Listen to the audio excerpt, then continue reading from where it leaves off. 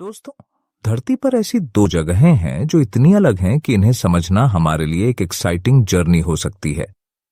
एक तरफ है सहारा का तपता हुआ रेगिस्तान और दूसरी तरफ अंटार्कटिका का बर्फीले मैदान।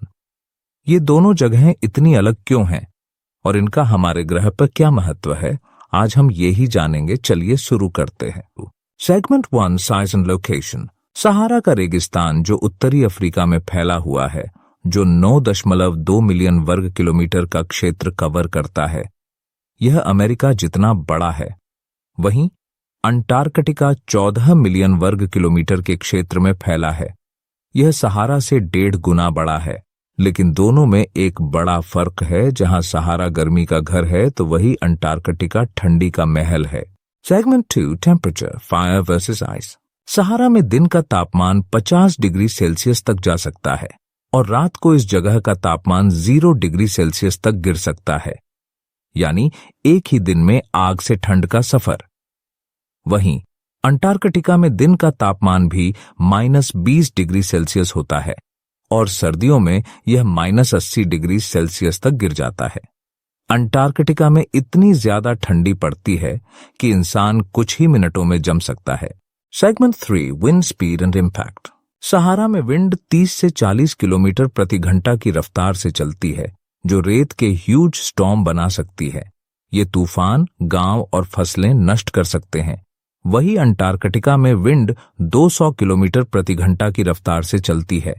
इन कैटाबेटिक हवाओं से बर्फीली चादरें टूट सकती हैं और ये किसी भी इंसान के लिए घातक साबित हो सकती हैं। Segment 4, lifestyle and human life. Sahara में इंसान रह सकते हैं।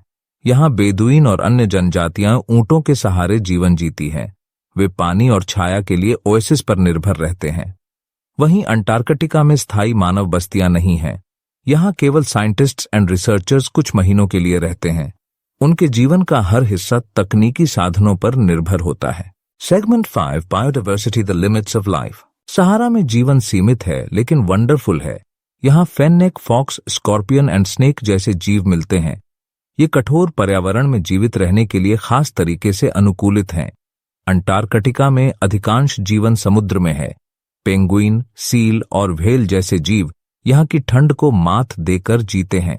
Segment 6, the cycle of day and night. Sahara में दिन और रात का साइकिल रेगुलर है। दिन में सूरज की हीट और रात की ठंड इस इलाके की खासियत है। वहीं अंटार्कटिका में 6 महीने का दिन और 6 महीने की रात होती है। यह पोलर डे एंड नाइट और ऑरोरा लाइट इसे और भी खास बनाते हैं। सहारा का इतिहास प्राचीन है।